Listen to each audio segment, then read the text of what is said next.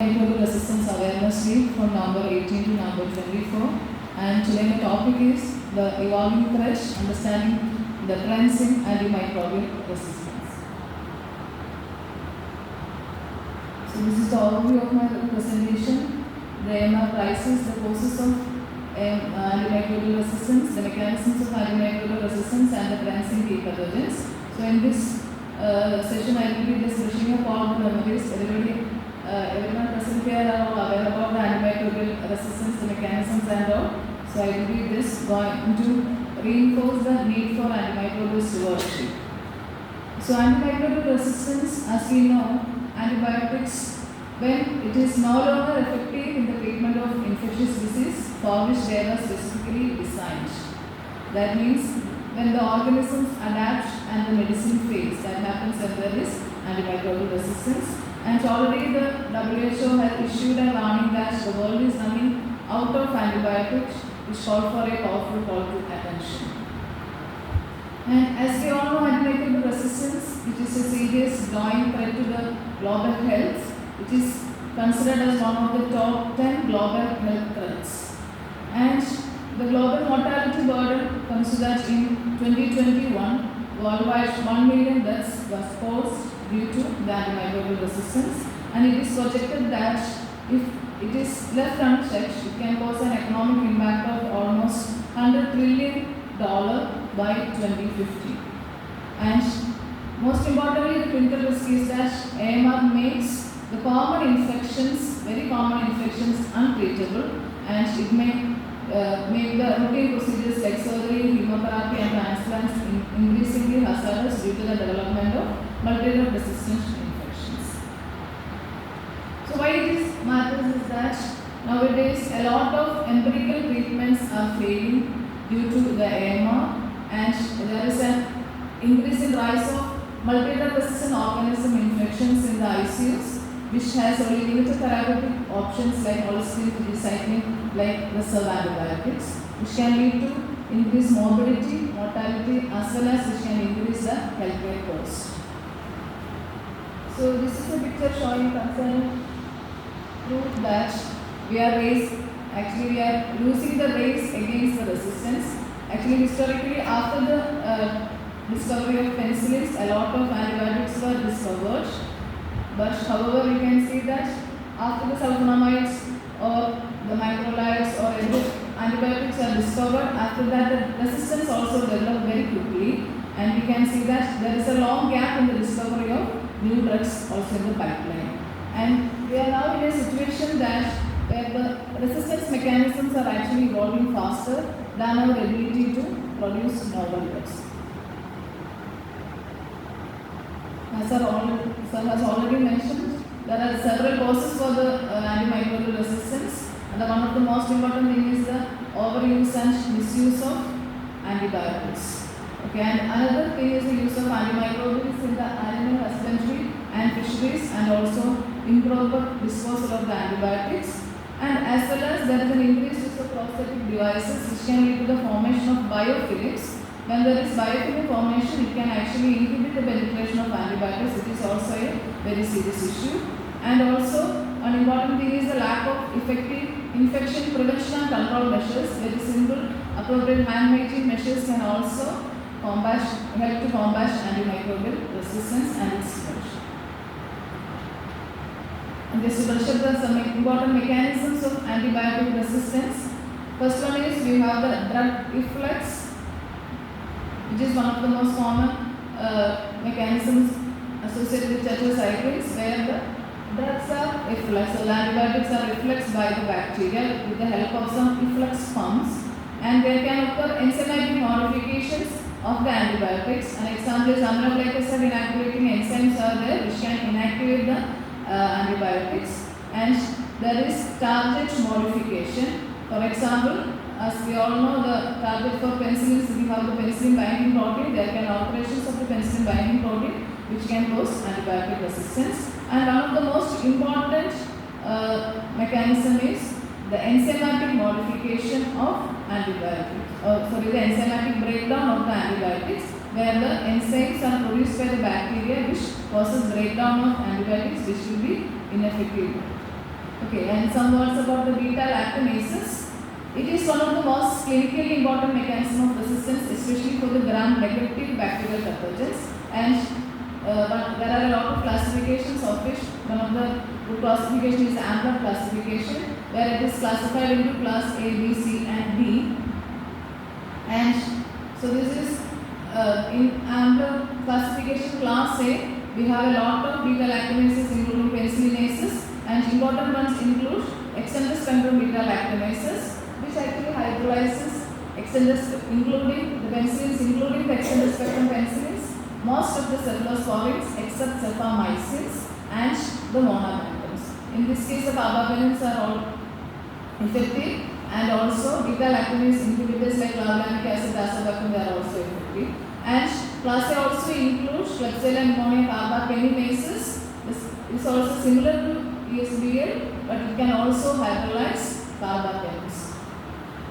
And in the classification of class B, we have the metallo beta-lactamases, including the Nudell-Stein metallo beta-lactamases, which hydrolyzes actually all beta-lactams, including the carbapenems, except the monobactam, that is the astrianum. And it is actually not inhibited by currently available beta-lactamase inhibitors. So it is also a very important threat for the development of this antimicrobial stewardship. So, and next we have the class C, which include mainly the AMC or the cephalosporinases, which hydrolyzes most cephalosporins except for cetipene, cephamycins, monobactams, and penicillins. One important thing about the class C or the AMC is that it can be, the chromosomal AMC expression can be induced by certain antibacterials. And class B mainly include oxa-beta-lactamases, which primarily hydrolyze narrow spectrum penicillins, but oxa-40H can also hydrolyze carbapenemases, which is also resistant to many of the antibiotics. That is about the mechanisms of antibiotic resistance. Just see which are the important critical group of pathogens that are published by WHO in the Bacterial Pathogen Priority List 2024. Among the critical group we have the carbapenem resistant enterobacterials, third generation cephalosporin resistant enterobacterials, and the carbapenem resistant Acinetobacter baumannii. That is, so these are the critical group bacterial pathogens in the WHO 2024 list. And we should also, when we talk about antimicrobial resistance, we should also know about the AWARE classification of the antibiotics by the WHO.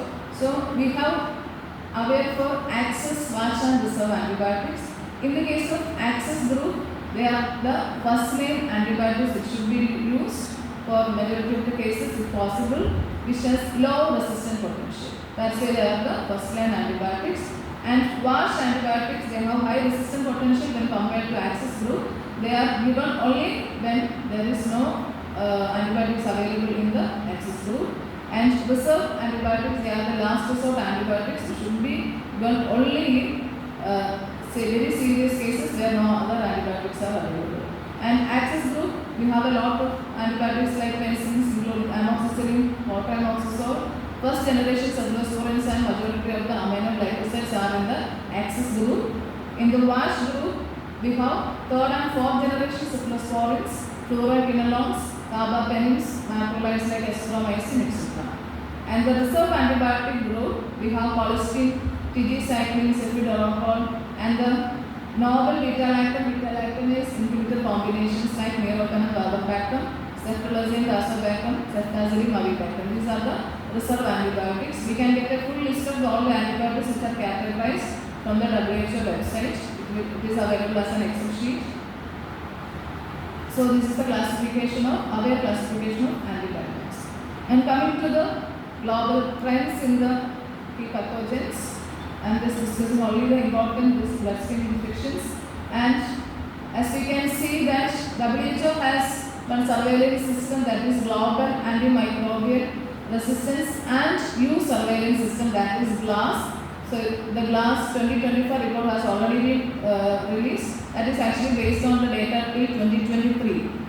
And here we can see that approximately 1 in 6 laboratory confirmed bacterial infections worldwide were caused by resistant bacteria in 2023. And all these data are very alarming.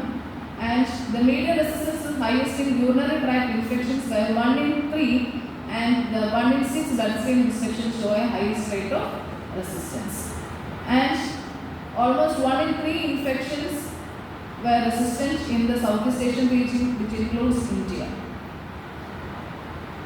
And these are the major global pathogen resistance pattern, where we can see almost 50% of the E. coli and the Klebsiella pneumoniae, the bacteria, are resistant to third generation cephalosporins, which are one of the most commonly used antibiotics, and MRSA contributes to 27.1%, and carbapenem resistant Acinetobacter, that is the plaque, which contributes to 54.3% of the bloodstream infections. And we have a national action plan which was launched in 2017 till 2021, and there is also going on. And we have a national antimicrobial resistance surveillance network data, and it is also released in 2024. Data is already released, which shows that, as I have discussed, the critical group, that is the third generation resistant enterobacterias, the carbapenem resistant enterobacterias. So we can see that there is the resistant proportion is actually increasing from 2021. Okay, it was increasing from 76 to 81. All the resistance is increasing except a slight decrease in the MRSA. And vancomycin, we can see that it is almost, the vancomycin resistant enterococci, the resistance proportion has almost increased, doubled. It is increased from 11 to 22%. And coming to the Kerala CASNet initiatives, that is Kerala's Antimicrobial Resistance Surveillance Network. And in Kerala, CASAP was launched in 2018, that is Kerala Antimicrobial Resistance Strategic Action Plan was launched in 2018, and part of this CASNet was also included in 2019, and the latest CASNet report was released, and you can see that the data from our microbiology department also contributes in the report.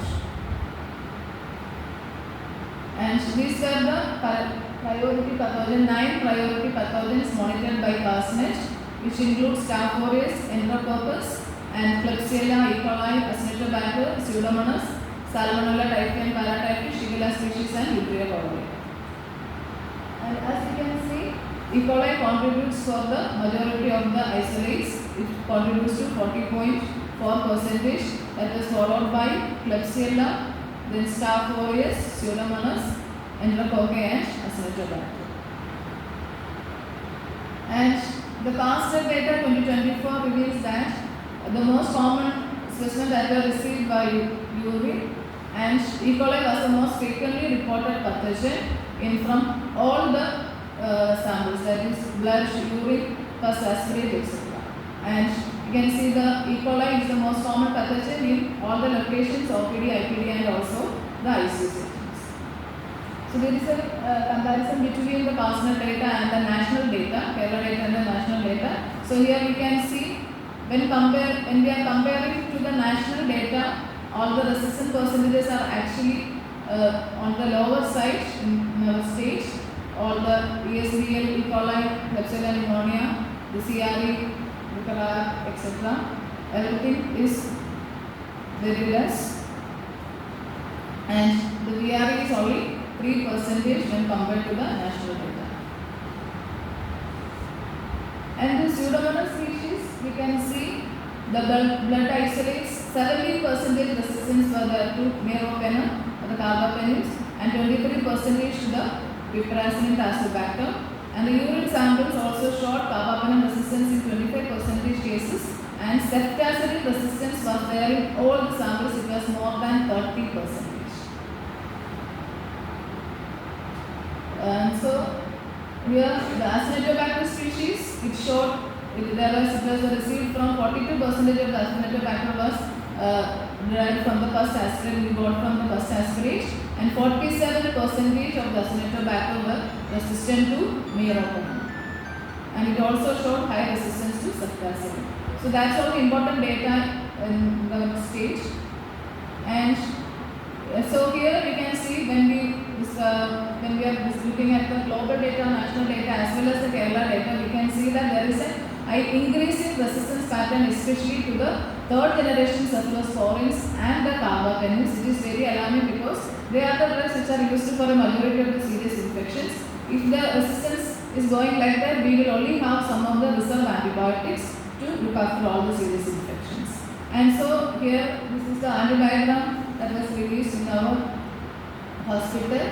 So here also we can see that the E. coli in the blood, it is also resistant to third generation cephalosporin, piperacillin, tazobactam. So all of you know that the susceptibility when it goes above 80% only it is more effective.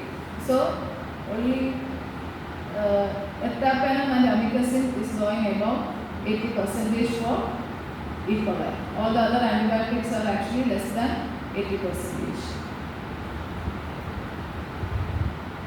And same is that of Acinetobacter baumannii in the blood. Here we can see only minocycline and tobramycin is reaching up to 80. All the other things, piperacillin, ceftazidime, meropenem, the aminoglycosides, all are going, the susceptibility percentage is going below 80%. Only here in enterococci we can see that both vancomycin and linezolid is having 100% susceptibility in our institution.